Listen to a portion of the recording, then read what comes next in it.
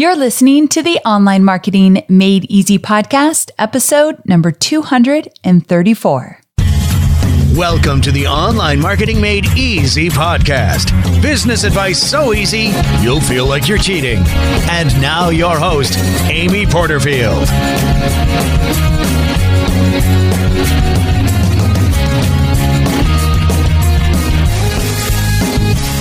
Hey there, welcome back to another episode of the Online Marketing Made Easy podcast. I'm your host, Amy Porterfield, and today we are talking about infusing your personality in all that you do online. If you're an entrepreneur, then you're also a marketer. You are always marketing your business.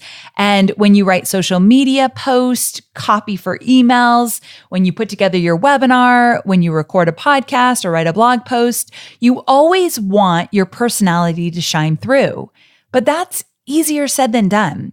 If you're not really sure what makes you different or quirky or unique, then it's really hard to put those special aspects into all that you do online.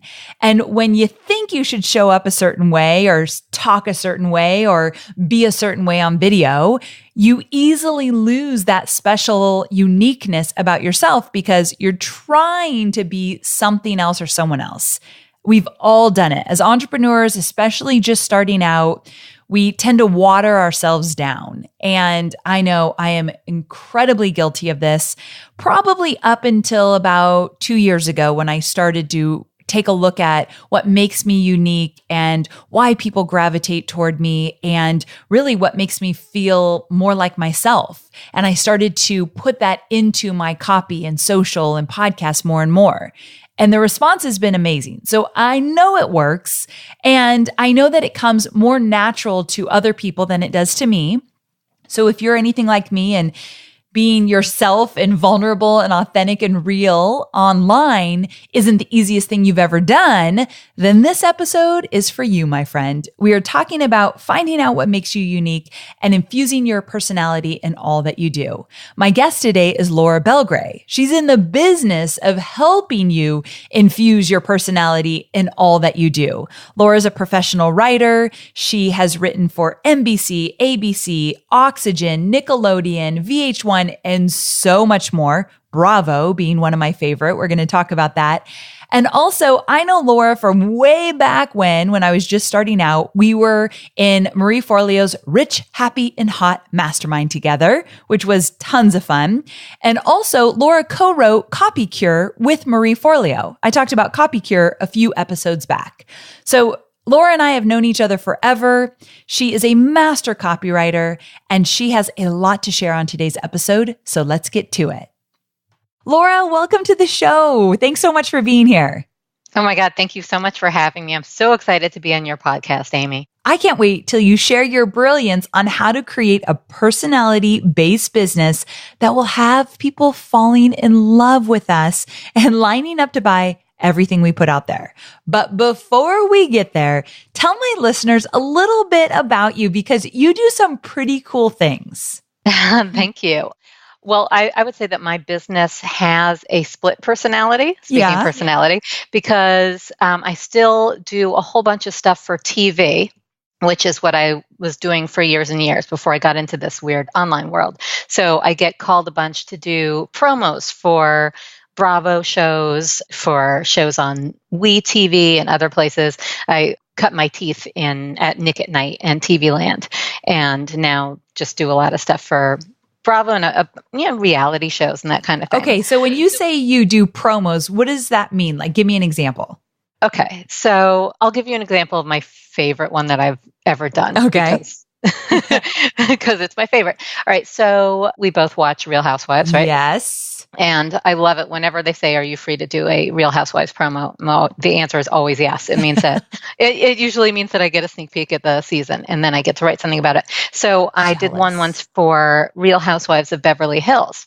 That was a shoot. And so what you had was like Lisa Vanderpump stepping out of a limo into a puddle, and the puddle freezes, and you have like Kyle like walking past a pool, and everyone's in the pool and the pool freezes into ice, and then someone's at a bar having a drink and their martini freezes, and then the line says, sometimes sunny Beverly Hills can be a cold, cold place. Oh, so good. Thank you. That's what you do. You make up those promos for some reality shows and for other shows as well.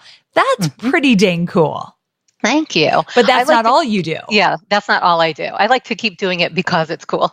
Yeah. And I love TV. But I also, another cool thing that I do is work with entrepreneurs and online businesses and small businesses, people like you, who want a brand with personality. So I help them with the copy. I'm a copywriter by trade. I teach people copywriting, and I coach them with their copywriting, and I help them rewrite and write their copy. So all the words that they use in their business, the words on their website, the words in their emails, all that kind of stuff.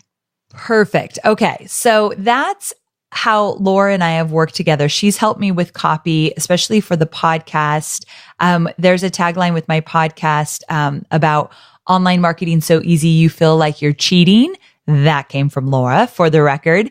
And we've done some other cool things together. We were in Marie Forleo's Rich, Happy, and Hot Mastermind together. We got ourselves into a lot of trouble because we would laugh and laugh and laugh. So that was your fault, for the record. But we always had so much fun. Okay. So that's how Laura and I go way back. Yes, good stuff. Okay. Guilt accepted, by the way. I will put on the cuffs. Your fault. Definitely. So I would love for you to tell us what the real benefits of putting personality into your business are. And what I think might be super helpful to my listeners, if you could give us some examples of real life entrepreneurs that were not necessarily putting their personality into everything that they were doing, and how that shift really helped. Yeah, of course. I mean, as far as the benefits go, I think your listeners probably intuitively know that it is good to be you in your business, that especially if they are the face of their brand, if it's a personality-based brand, rather than find a personality for your brand, you just make your personality the brand. The brand is your personality. And that's the one thing that you have a monopoly on, right? So many people can sell the same thing that you do. But when people want it from you, you have the ultimate edge. When they want it from you because they know you. Yes. That is the benefit of putting your personality into your business. It lets people get to know, like, and trust you. And I like to add, the last thing is stock. So it gives you that know, like, trust, and stock factor that you really want if you're going to be a star in your world. So, one example, I don't want to put you on the spot too much, but one example has got to be you, Amy, because if you want a before and after, because when you were starting out, did you put personality into your business? Gosh, I've made such a huge transformation, and you've been a big part of that. You and a few of my really close friends who know me and know me behind the scenes are always saying more stories, more vulnerable, show the back end of your business because it's very different than what you're putting out there. For so long, I was way more polished and kind of trying to be everybody but myself. So you were very right about that. Thank you. I'll take it. No, I agree, because you have such a great personality, and people did not know anything about it. You were hiding behind someone else's brand and posting 5 new tools you need to be using in social media, and that was it. And yes, there was nothing of you. And now we know that you airdrop pictures to strangers on airplanes, which is one of my favorite things. I saw it in your Instagram story the other day. So good. So you're my favorite before and after. Another is my friend Susie. She is just such a great example of a personable brand. She's a coach. She teaches people to have a side hustle, and she also has a course in guest blogging. When she started off as a coach, it was her side hustle. She was in the corporate world. She was making a really good salary, and she was in a very corporate kind of environment. And that was the personality that she picked up on, that you have to be corporate and businesslike. Mm-hmm. And her copy was super stiff, and she was a newbie. She was a total newcomer in the coaching world, and thought that, to be taken seriously, you had to sound businesslike. So she would just rip off entire passages from like the international coaching website and put them on her own website or put them in her emails, because that was the only thing she didn't know what else to say. She was like, well, this is how you talk about coaching. Yes. And there was nothing of her in it at all. So people who met her in person would hire her because she's irresistible. She's so much fun. You just want to be friends with her instantly. And they would say, I want to work with you. Not a problem. But people who went to her website, that's a very one-on-one basis. Like, you can't really go out and meet everyone in the world. It's a numbers game. So your online presence has to do a lot of work for you. So nobody was signing up from her website. They would go to her website and be like, oh, I don't know who this person is. And people who met her in person would be like, oh, you don't sound like this at all on your website. So no one was signing up from her website or from her Instagram posts or anything like that. Over time, like, she learned, oh, wait a minute, I can be myself in this business. I can actually be me. And she fills all her posts with stories. She writes emails. Every email that she sends has some sort of personal story. She now talks like a person in all her communication. It is all original content. She doesn't rip it off from anybody. And it all feels like her. And people now sign up for her courses. They sign up for her coaching packages, which are $8,000 minimum and $15,000 Wow. Average. And they sign up for them all the time, sight unseen. They go to her website or find her through Instagram or find her from a guest post and find her website and sign up and just write to her and say, I signed up because I've got to work with you. I think that we would be best friends in real life. Okay, so that's what you want. And I feel like for this perfect example of Susie transitioning from pretty much ripping off coaching content from the established website to making it her own, and now people read her copy and say, I want to be with this girl. I want to be her best friend. I want to work with her. I want to pay $15,000 to work with her. That's a huge transformation. And I'm guessing that it takes some mindset blocks. Like, you have to actually move some mindset blocks in order to transition from this stuffy, possibly too corporate, too polished copy that you are writing right now into something more gritty, more real, more you. So can you talk to me about some mindset blocks that, as you've worked with hundreds and hundreds of clients, you know what's keeping them from really expressing their unique personality? Yeah, I mean, I see the same ones over and over. And I've actually surveyed people on my list to see where they have problems putting personality into their business. And it's just the same ones over and over again. So the biggest one, I think, and this was Susie's for sure, is a fear of looking unprofessional. So Susie was thinking, like, I'm afraid that if I'm fun and personable and truly me, I'm going to look unprofessional and won't be taken seriously. That was drilled into her both as a corporate person, like, you have to speak in polished professional language, otherwise you will not be taken seriously. And it was also a fear that came from being a newbie and having zero credentials. She just decided she was going to be a life coach, and she was young. So she was like, in order to be taken seriously, I must now use professional language and I must now sound very formal and businesslike. Yes. And so that's true of a lot of people, especially the ones who come from a corporate or an academic background, or from a legal background. I hear from lawyers. There are so many reformed lawyers out there, refugees, escapees from the legal world, who just cannot get past like what's been drilled into them, that you must have everything buttoned up and speak in complete sentences and punctuate everything right and spell out words completely and never use contractions. But the thing is, you got to ask yourself, when is the last time you really wanted to hire or buy from anyone because they were stiff and formal? Right. Like, Exactly. Never. Right? Never. And I think that style used to be what was known as professional, even in the advertising world. But now, you look, any brand that people admire speaks in a very conversational, informal tone. So I would say that conversational is the new professional. Yes. Okay. Yeah. Give me another one. So that's one. really important. Okay. Another one, fear of turning people off. This is a big one. This is a big one. People say, like, they think I'm afraid that I'll turn people off and I'm going to alienate certain people who disagree with me or who don't like my tastes or who are offended by my language or my lifestyle or my cheeseburger. I've seen people who are like, well, I don't want to say that I'm eating cheeseburgers or pizza because then vegans are going to hate me and I don't want to alienate them. Even though vegans aren't really my target audience, I still maybe some of them will pay me and I don't want to alienate the ones who might buy from me. It's like you have to give that up. There is absolutely no person or brand or artist that is for everyone. Yes. None. So true. We have to remember that.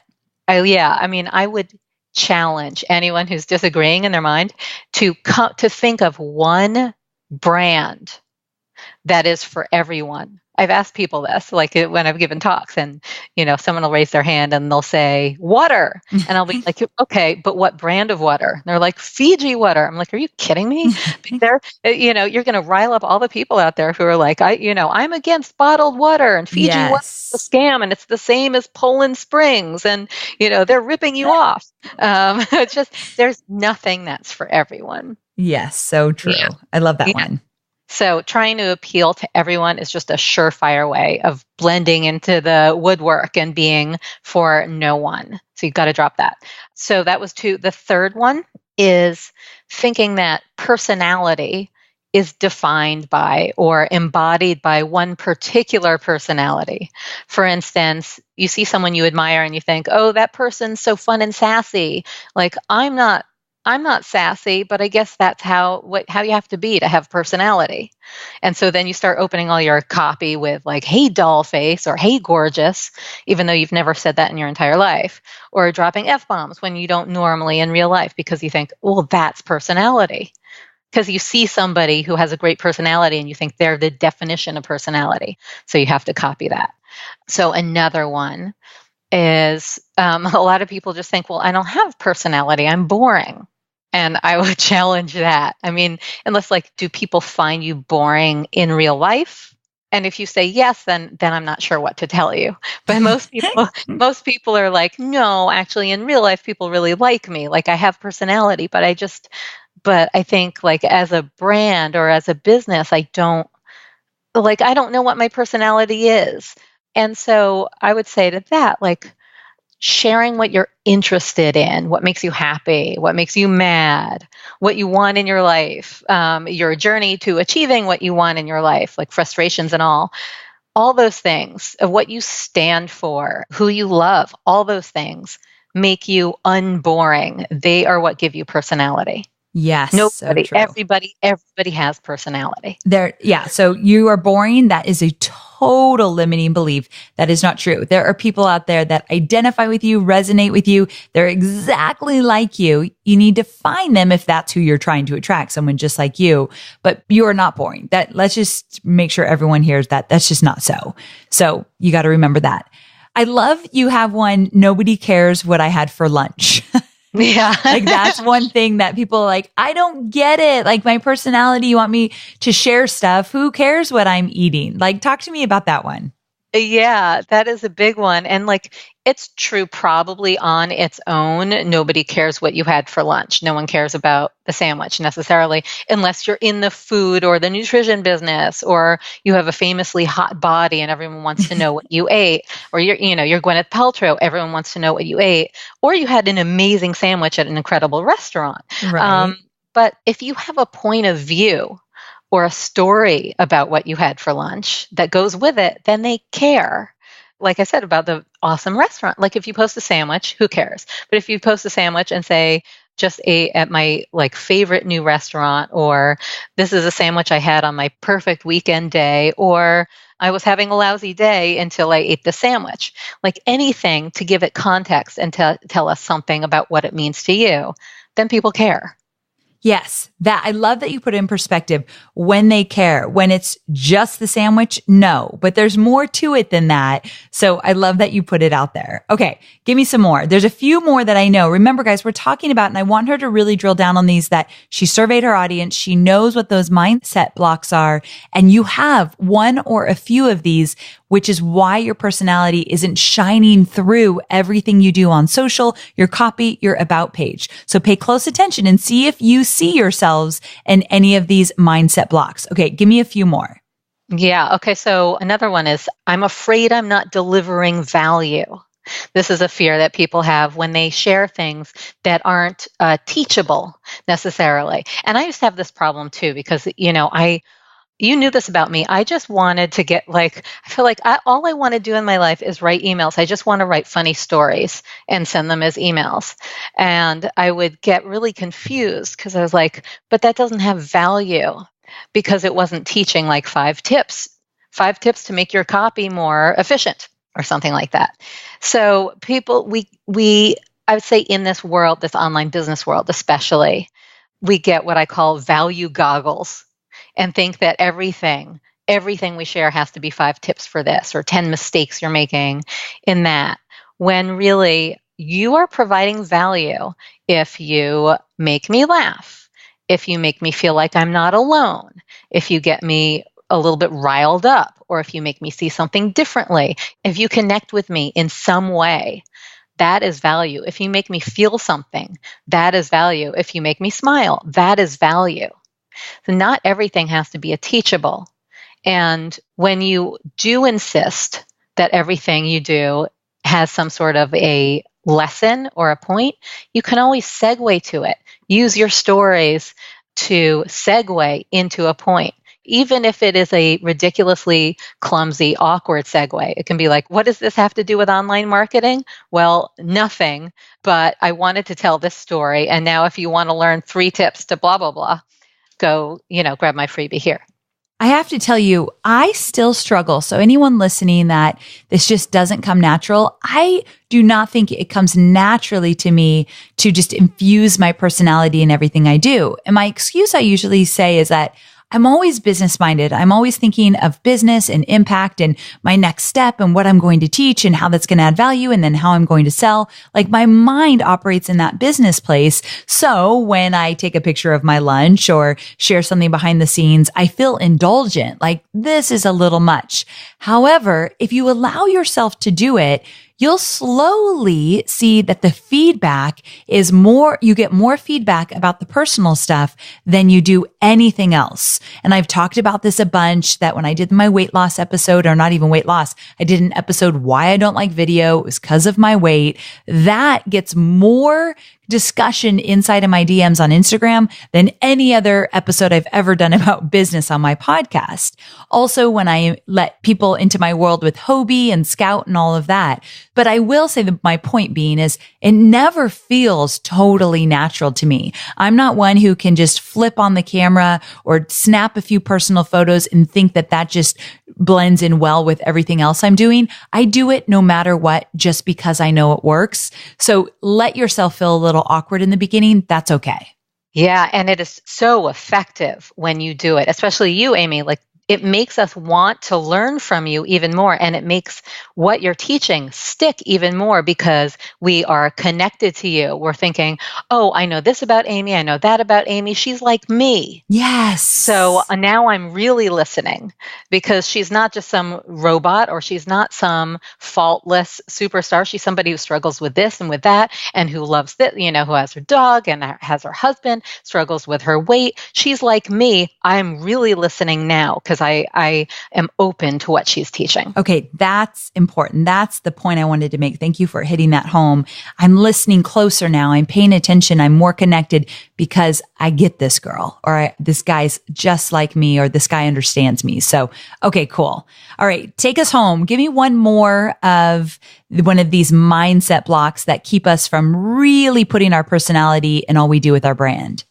Yeah, this is one that is common to anyone who is a bit of a private person. I don't have this issue, but most people do, which is The fear, I'm afraid I'm going to reveal too much of myself. Yes. The fear of being too exposed. Yes.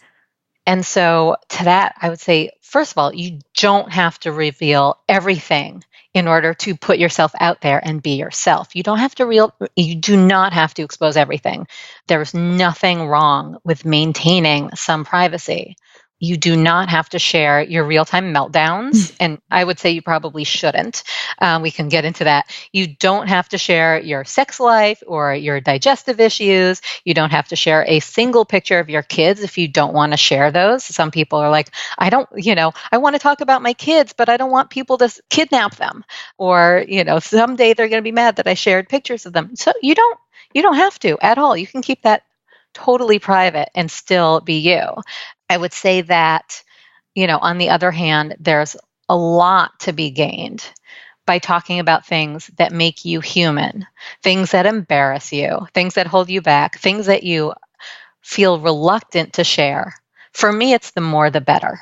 You don't have to share everything, but I would say the more the better. Okay, so let's talk about this really briefly. Mm-hmm. Yeah. I agree. I think we should be sharing this stuff. And Brené Brown has this really cool phrase that she uses, gold-plated grit. I don't know it. I don't know now it. I might have gotten it wrong. But if I got it wrong, you guys who know I got it wrong, you know what I'm trying to say. Those who have no idea would just think I got it right, so it's all good. But let me explain what it means in terms of some people don't like to share a side of themselves until they've reached the mountain or got past the obstacle or have really great results. So now they can talk about the gritty part because it's gold plated because now I'm past it and all is good. And so I agree with Brené Brown in the sense that we need to share along the journey when things aren't going so well, even if we don't have a solution. And that's why I did the episode about my struggle with my weight and getting on video. I hadn't started losing weight yet. I didn't know what I was going to do, but I wanted to be open and honest because I knew there were other people that needed to hear it. And I knew this is another one about your own personality, putting it out there. I had to say it. It had to come out of my mouth to liberate myself, to break free of the shame and embarrassment around it. Once you say it, something happens. I don't know what it was, but I was like, I feel a little bit freer with this, a little less shame. So my point being, I like that part. Do you like the idea of sharing even if you don't always have a solution? I do. I think that was so powerful. I think that if it is what you do, for example, say you're like an abundance coach and you're like, right now I'm having a really hard time. I'm bankrupt. Okay. And I spent too much money. And I'm really embarrassed and I don't know what to do. Then you're kind of eroding your credibility. I don't think that is a good time to share what's going on with you. But if you share some other struggle and, say you are an abundance coach or like a money coach, but you share a struggle like weight or food or something else, or like I'm having trouble in my relationship or I'm in the middle of a divorce, something like that. Say, this is a really tough thing for me to admit because I like to present a picture of perfection, but we are not always perfect. But I ask myself, like, what would I say to somebody that I'm coaching? I would probably give them this advice. So that is what I'm going to try to do. Yes. Okay. So I'm so glad you brought that up. I agree with Laura that if it's going to really erode your credibility, or if you're helping people do XYZ, but you're struggling with the very thing you're helping them with, one, I think you need to get real with yourself. And two, that's not stuff that you're going to put out there because people are going to say, wait a second, I don't think this is the girl I want to follow if she can't get it together on her end. So do a little inner work on yourself before you share that kind of stuff. That's where that gold-plated grit kind of stops with me, because I think you need to look at what you're teaching, what you're putting out there. And is it going to support, or is it going to make people think, ooh, I don't know if she's the right person for me? However, the last thing I'll say, and I could totally get on a soapbox about this, so I'll say one more thing and I'll be done, is that I thought if I share my weakness of I've got this weight problem and it keeps me from wanting to do video, if I share that, maybe my audience will think she's weak, she's not a good leader, she's got this problem, she can't overcome her weight issues. You've got to get honest with yourself. Is that your insecurities? Is that scary place in your head talking, or is it real? So that's why all of this is so difficult sometimes, sharing your personality. You've got to get real with yourself. Like me not sharing about my weight was just my insecurities. But if I shared with you about how I can't make money online, well, I better stop teaching how to make money online. So get real with yourself and don't let the fear keep you from sharing your vulnerabilities. Yeah, exactly. And on the flip side of that, you don't want to be constantly faking the funk. Like if you if you do teach how to make money online, but you're not making a dime, please don't rent a private jet and stand in front of it. And please don't rent out the Ritz and show that you rented out the Ritz because you're doing so well. And then a year from now, say, like, I have to admit something. A year ago, I was bankrupt and I couldn't make a dime online, but I figured out the system. Like, people do that all the time, and it drives me bananas. And we know.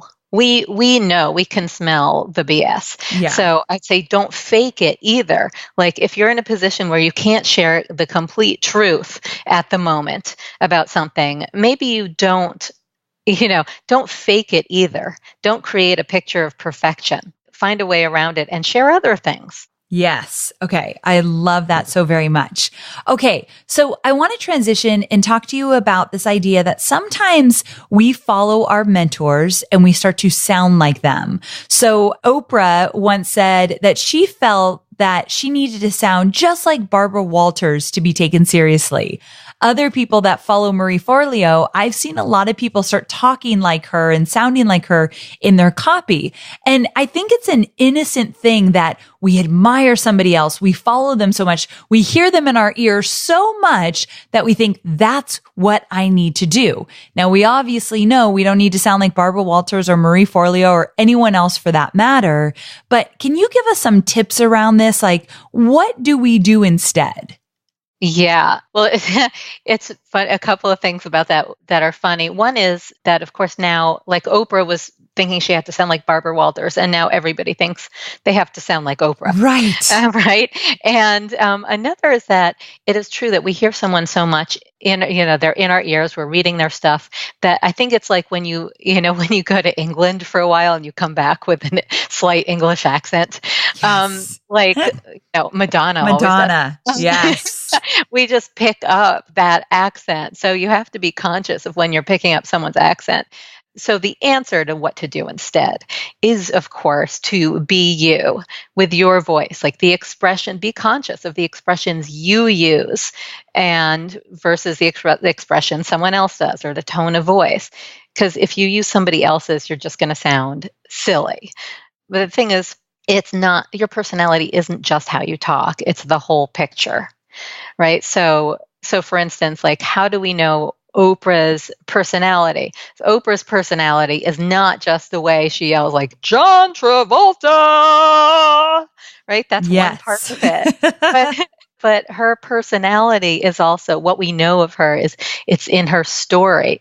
It's her struggles with her weight and with fried chicken, like ordering fried chicken the second she gets to a hotel. I think I've read that somewhere.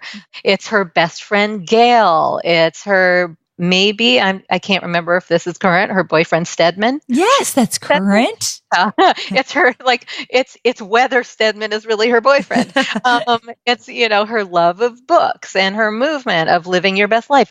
All those things are what make up Oprah's personality. It's not just the way she talks. And I say, like, likewise, you look at Marie. Marie is somebody that people like to imitate a lot, but her personality is not just how she talks. It's the whole combo, the whole poo-poo platter of things that make her Marie.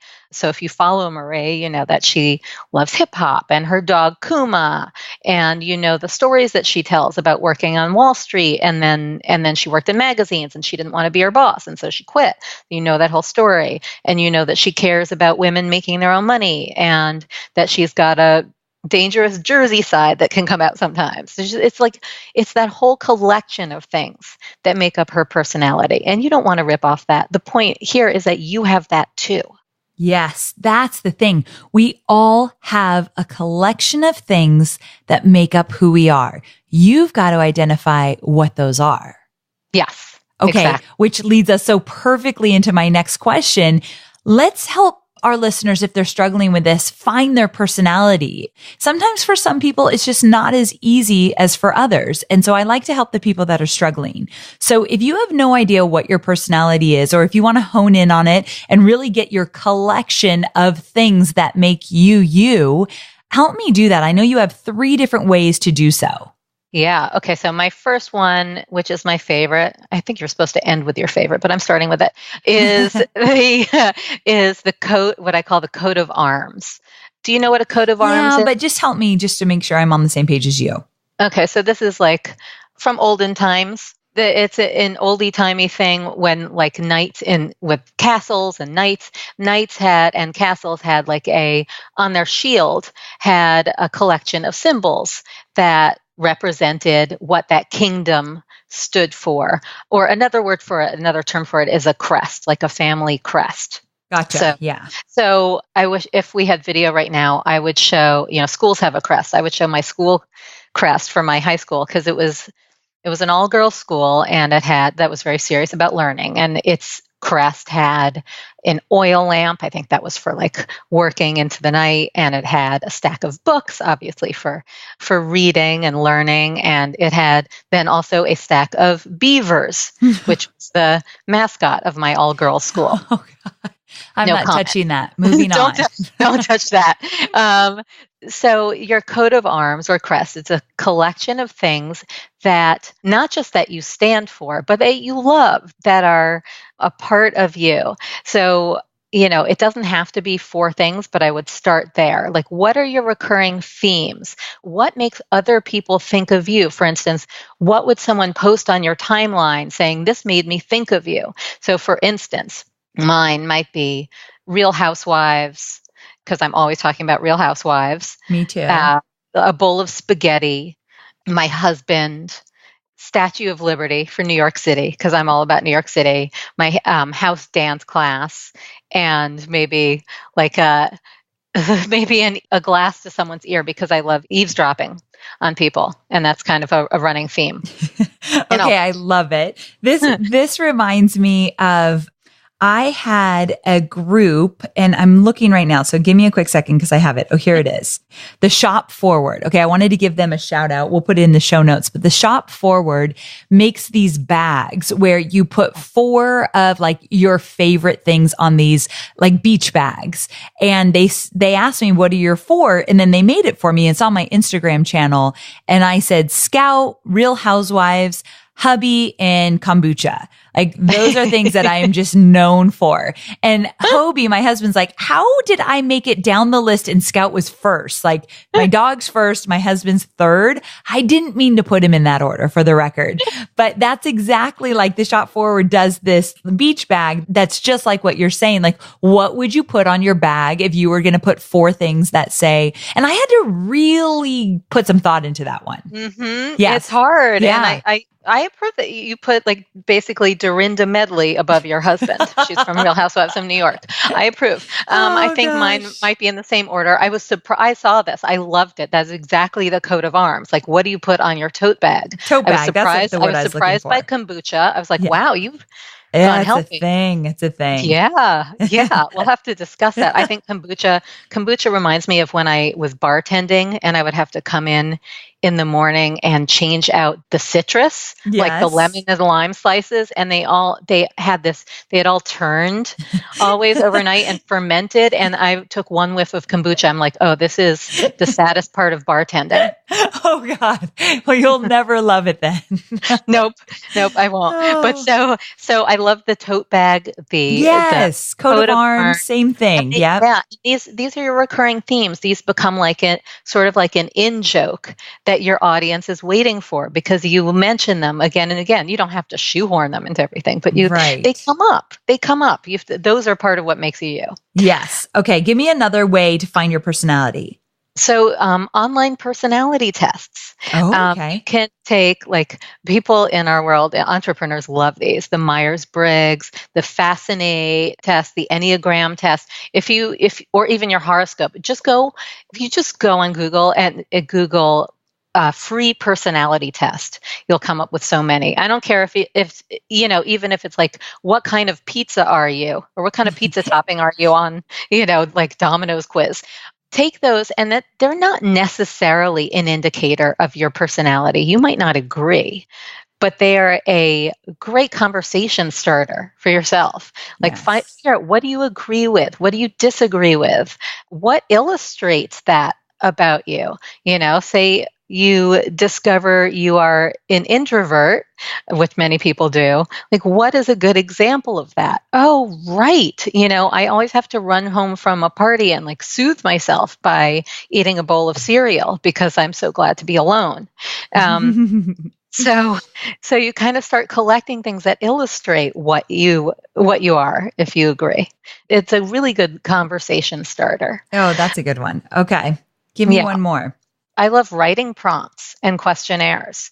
If you Google writing prompts, you are going to find a gold mine of things to talk about that reveal your personality. And you don't have to be a great writer. You don't have to consider yourself a writer. You don't have to be writing a book or even blog posts, though I assume most people are writing these things.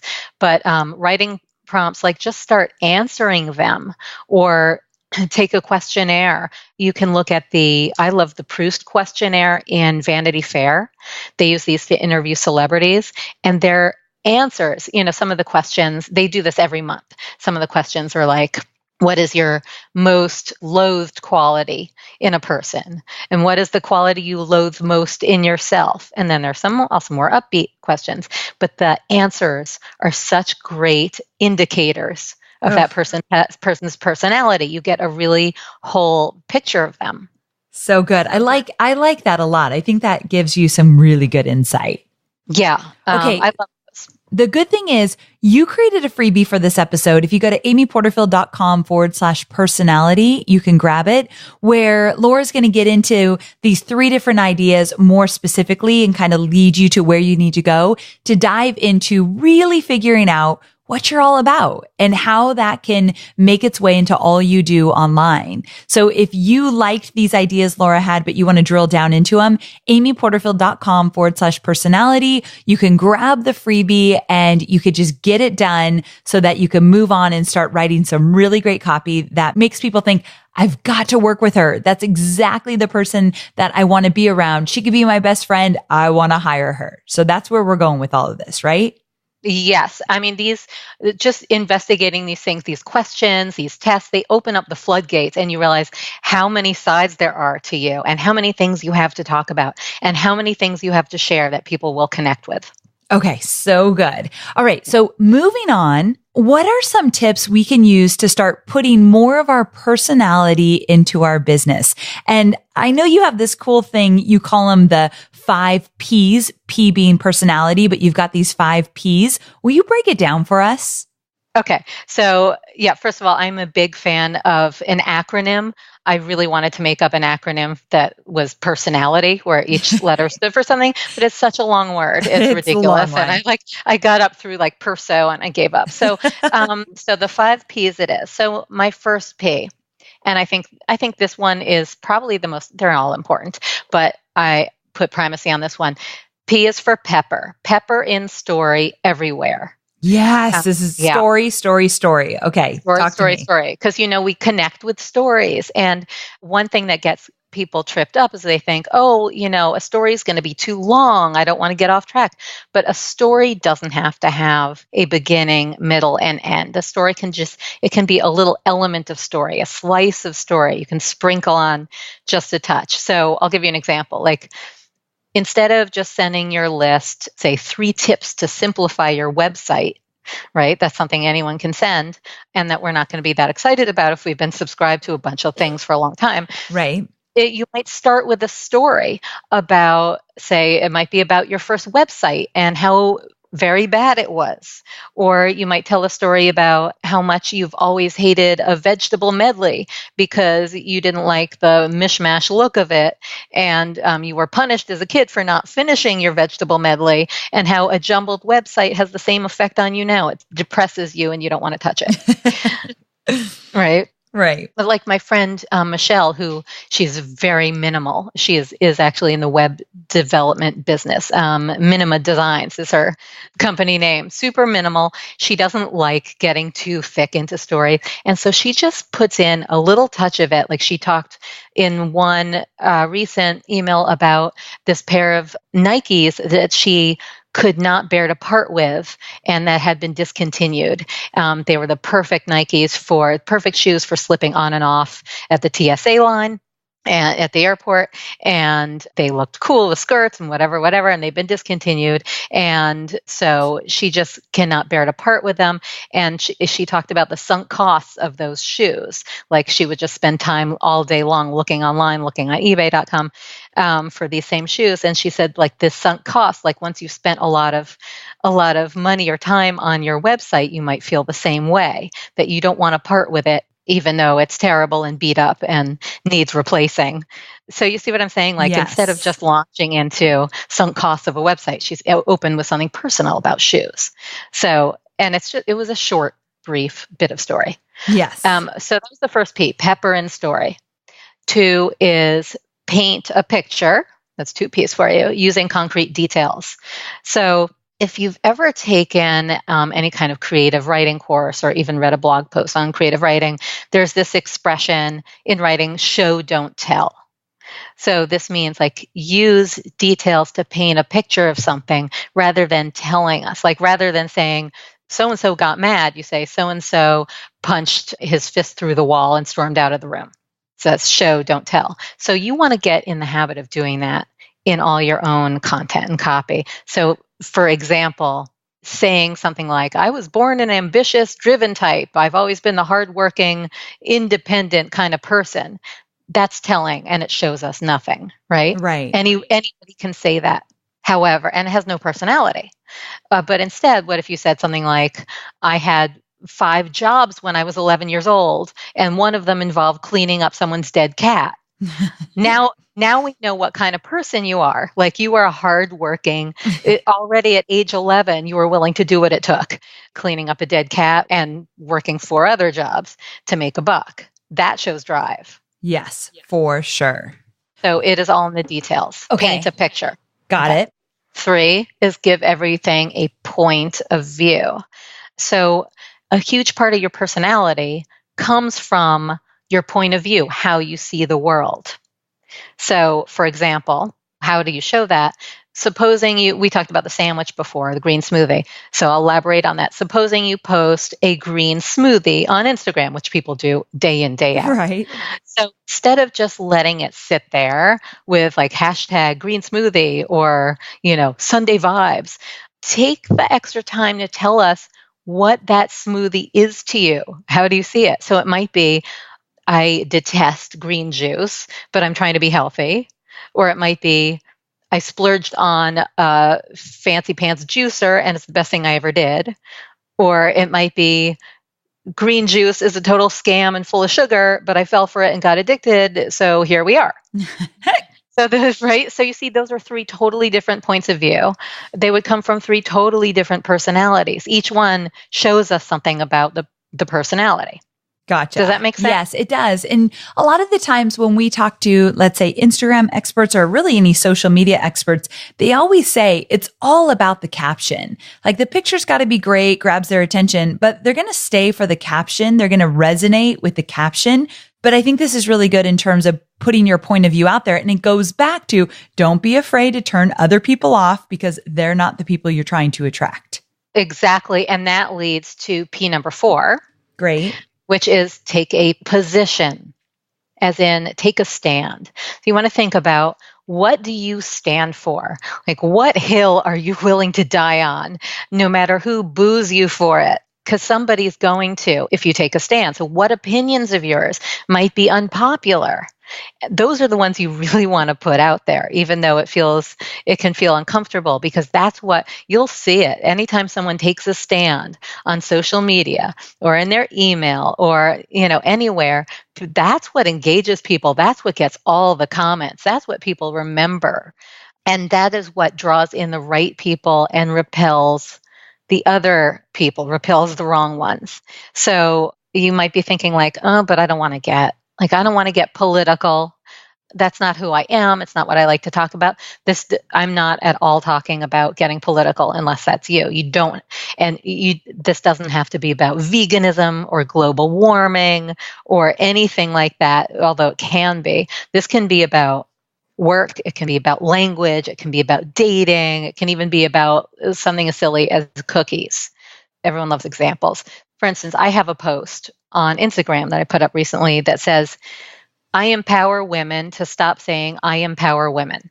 That is that is a hill I'm willing to die on. Not everyone's going to like that, but I find that to be really squishy language and meaningless and overused, and everyone says it.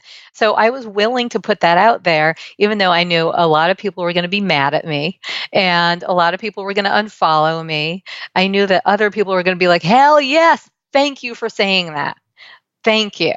And that they would enjoy it. So that was a little bit of a risk. It doesn't always have to be a huge risk. Like I have one friend who's was stirring up a big debate on Facebook saying that double stuffed Oreos are a worthless cookie. He was like, and it was part of his ongoing thing.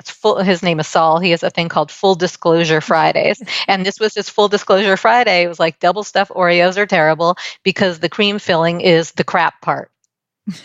And I love it. He was willing to die on that hill.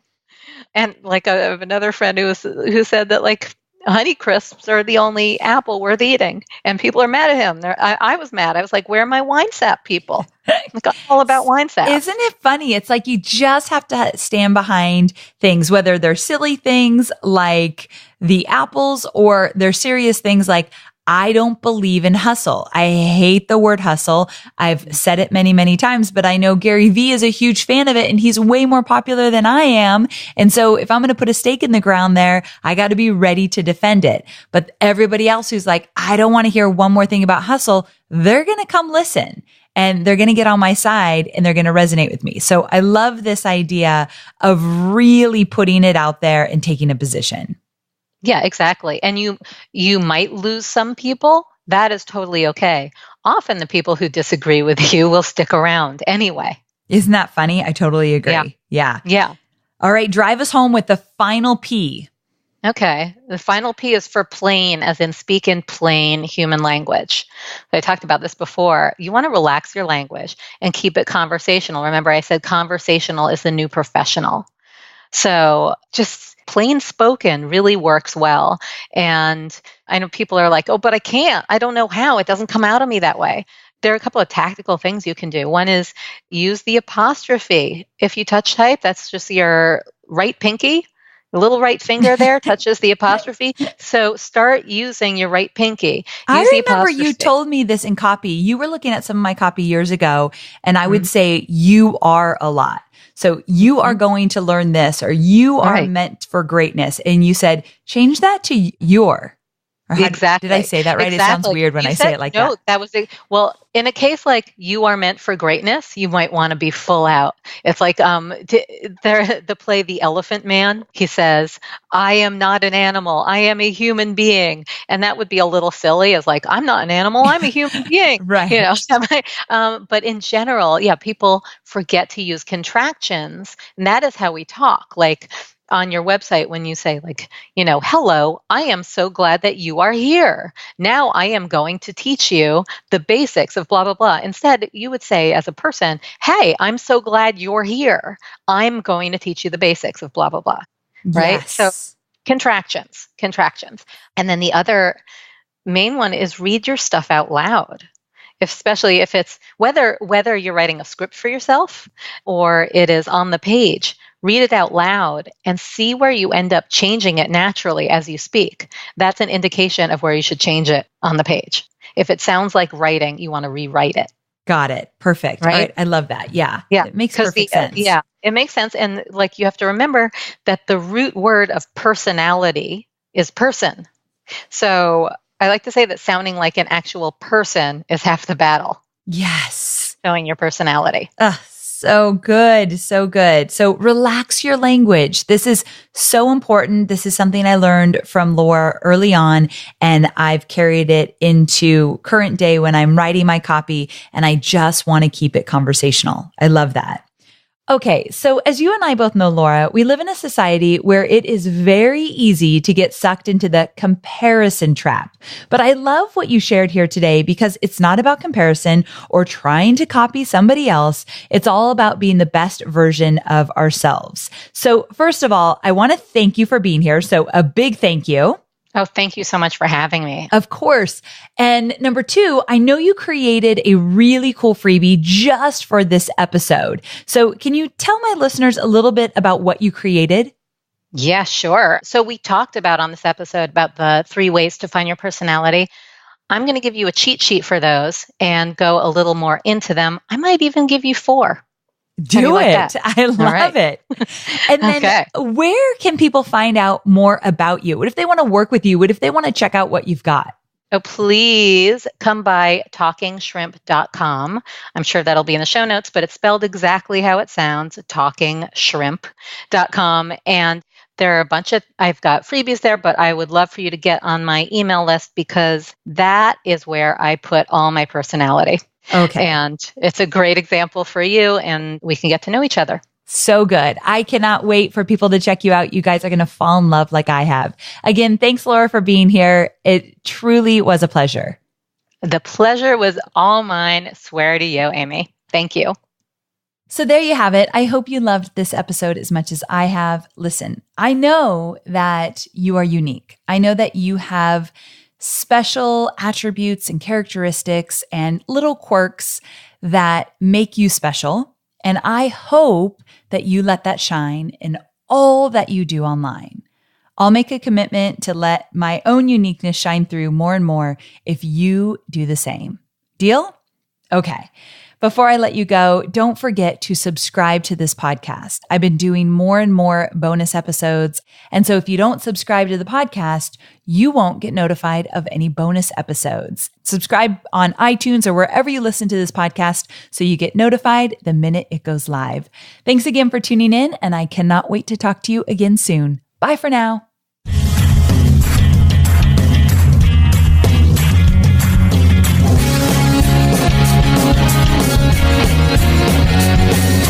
Thanks for listening to the Online Marketing Made Easy podcast at www.amyporterfield.com.